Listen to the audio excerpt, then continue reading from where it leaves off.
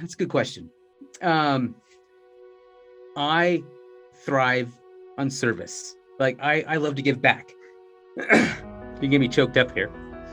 It's okay. So after outdoor element, like that's our goal. Is like my wife and I were like, why are we doing this? Like, do we want to make this massive company that everyone knows? Like, yeah, it sounds great, but what do we want to do? Like, we want to make connections happen, right? We want to make people come together. And I think the outdoors does that a lot. And then, but when we're done, once we're done, it's like my wife and I, we want to go do like, just do service missions. I'm like, let me go dig a well. Like for whatever reason, that makes me tick. I love But that. yeah, so I love that. That's at the root of me. That's what I want to do.